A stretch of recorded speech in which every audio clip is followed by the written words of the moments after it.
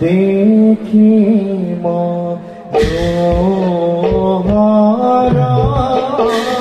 ককালে বাধৰ সাল দেহ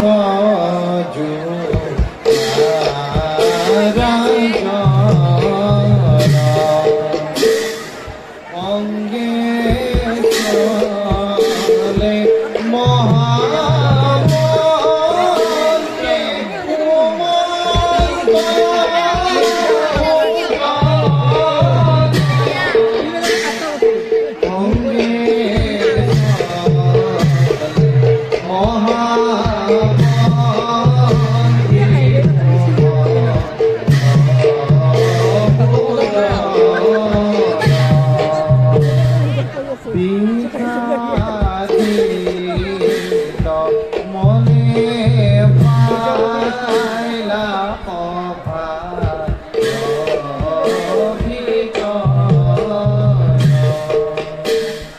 ৰাম হৰি ৰাম হৰি বোলা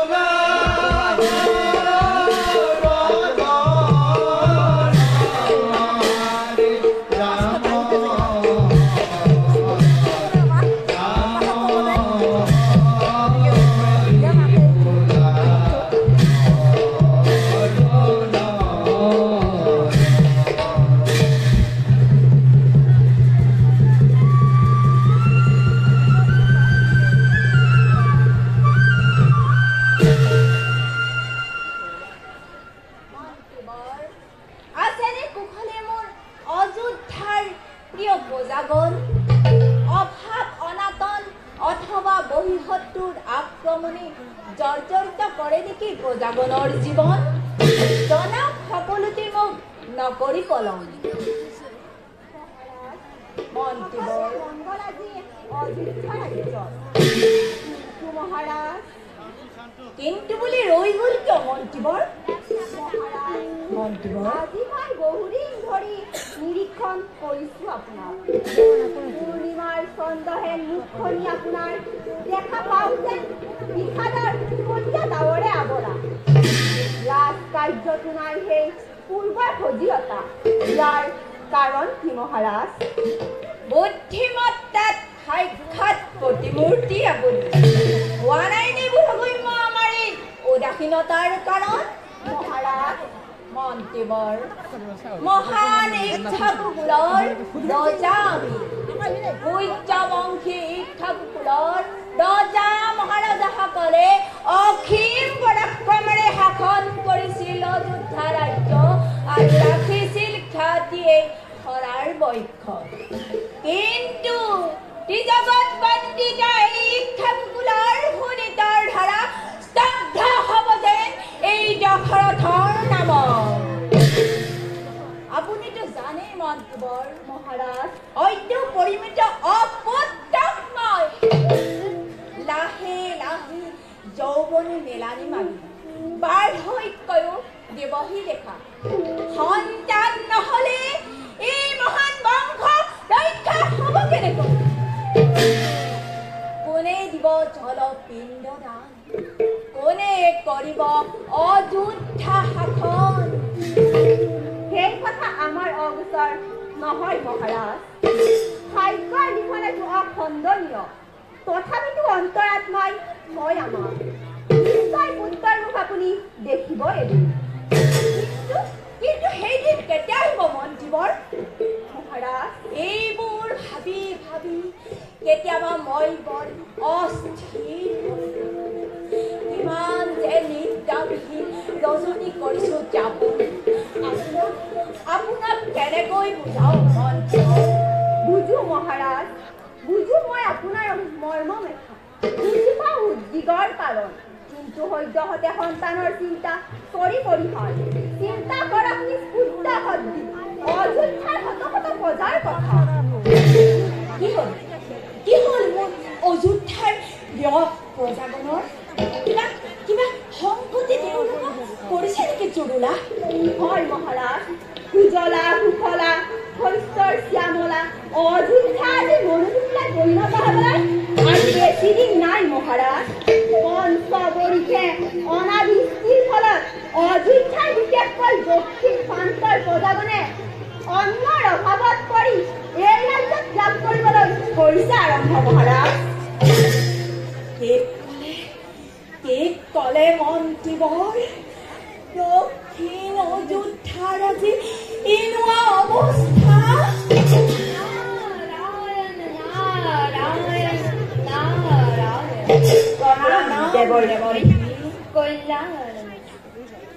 মহামন্ত্ৰী সুমন্তৰ কথা একেবাৰে সঁচা প্ৰজাগণৰ কথাটো দূৰৰে কথা।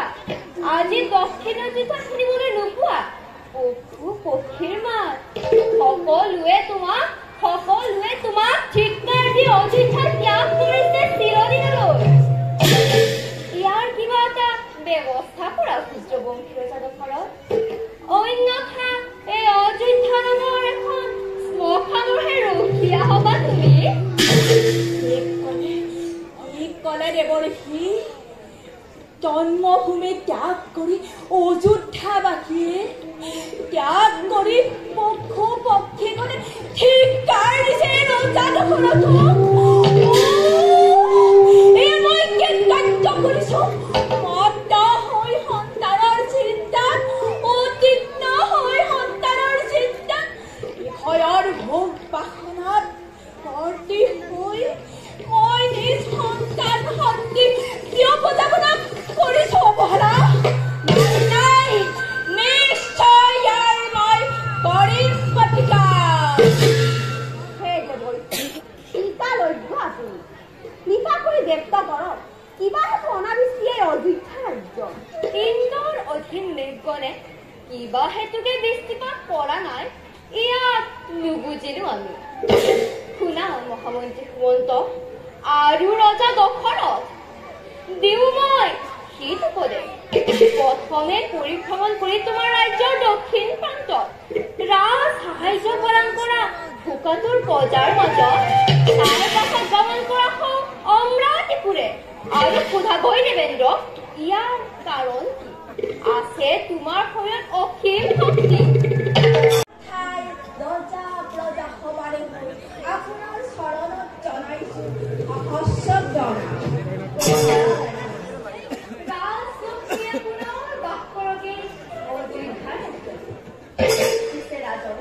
এতিয়া আমি বিদায়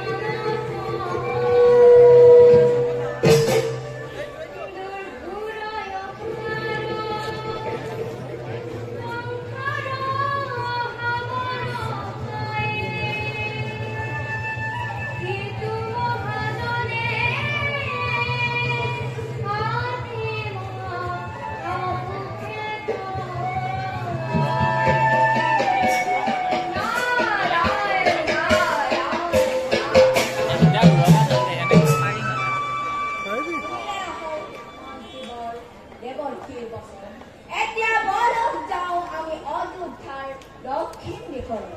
বলক মহাৰাজ।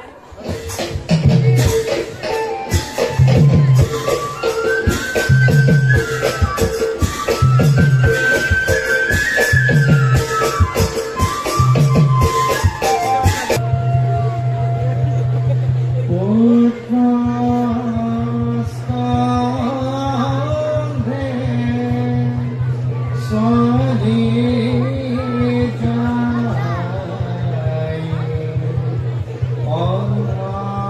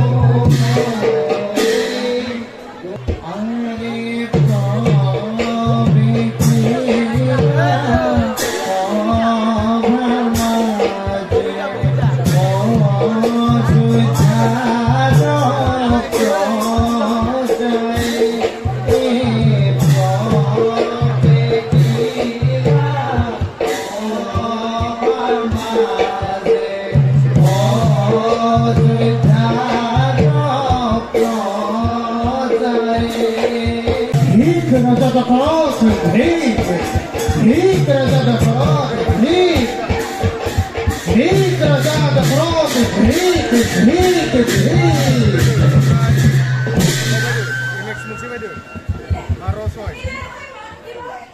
সাধারণ প্রজায় দেব ঠিক কাছে অপরাধ খবরে চতুর্দিকে ঘুরময় ঠিক দশরথ ঠিক ঠিক দশরথ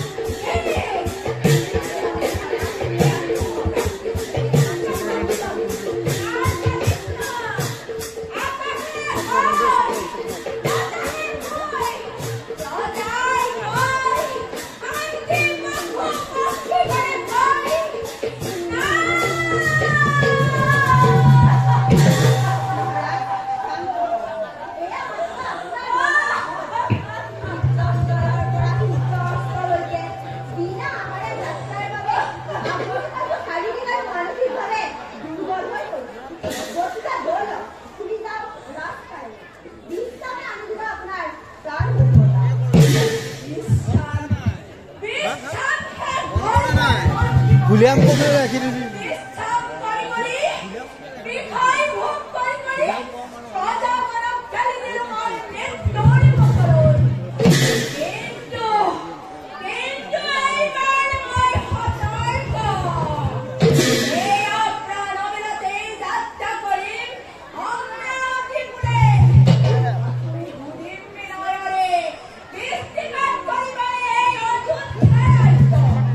যদি হয় প্রয়োজন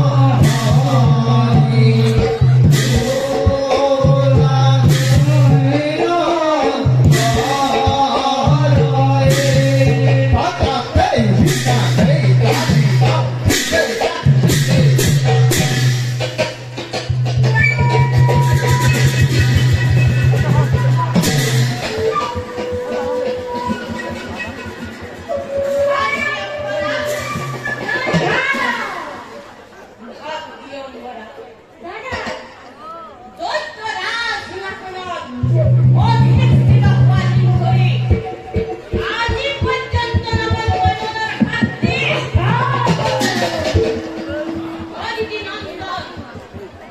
অদিতি নন্দন হে কপটীয়া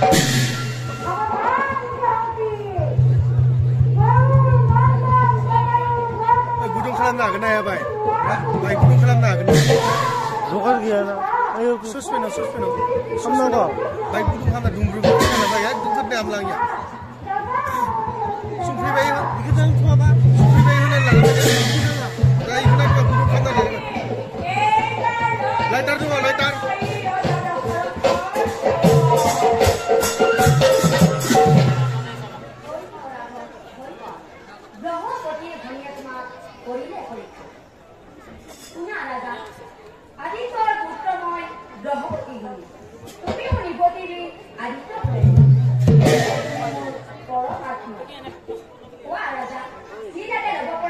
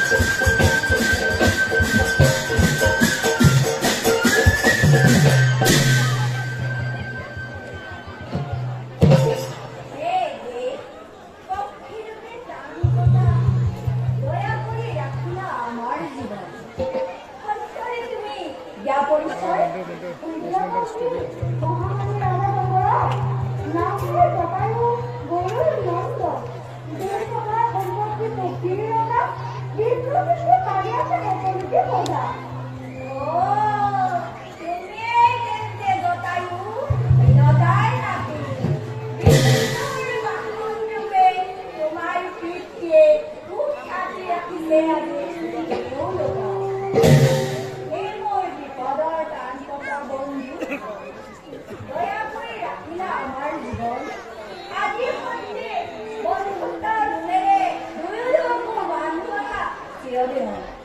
অতিশয় আনন্দৰ কথা আহা আমি পৰিয়ালবোৰৰ